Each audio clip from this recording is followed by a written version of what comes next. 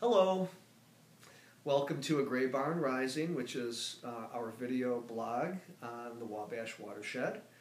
And I'd like to share with you a few poems today from the American poet Wallace Stevens, a favorite poet of mine. Bootsy, what should we read today? Oh yeah, you want to hear that one? Okay. So we're going to start with not ideas about the thing, but the thing itself. You want to let me read? Okay. At the earliest ending of winter, in March, a scrawny cry from outside seemed like a sound in his mind. He knew that he heard it, a bird's cry, at daylight or before, in the early March wind. The sun was rising at 6, no longer a battered panache above snow. It would have been outside. It was not from the vast ventriloquism of sleep's faded papier-mâché. The sun was coming from outside, that scrawny cry. It was a chorister whose sea preceded the choir.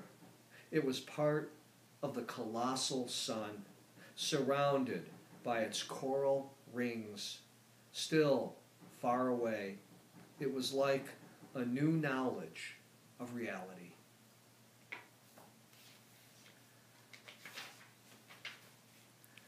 This is Stevens' poem, The Planet on the Table. Ariel was glad he had written his poems. They were of a remembered time, or of something seen that he liked. Other makings of the sun were waste and welter, and the ripe shrub writhed. His self and the sun were one, and his poems, although makings of his self, were no less makings of the sun.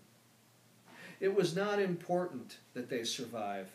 What mattered was what they should bear, some lineament or character, some affluence, if only half perceived, in the poverty of their words, of the planet of which they were part. That's Stevens' poem, The Planet on the Table. And finally, I'd like to read you my very favorite Wallace Stevens poem. It's a longer poem in 2 parts entitled Prologues to What is Possible. 1. There was an ease of mind that was like being alone in a boat at sea, a boat carried forward by waves resembling the bright backs of rowers, gripping their oars as if they were sure of the way of their destination, bending over and pulling themselves erect on the wooden handles, wet with water and sparkling in the oneness of their motion. The boat was built of stones that had lost their weight, and being no longer heavy, had left in them only a brilliance of unaccustomed origin, so that he that sat up in the boat leaning and looking before him did not pass like someone voyaging out of and beyond the familiar. He belonged to the far foreign departure of his vessel and was part of it, part of the speculum of fire on its prow, its symbol, whatever it was, part of the glass-like sides on which it glided over the salt-stained water.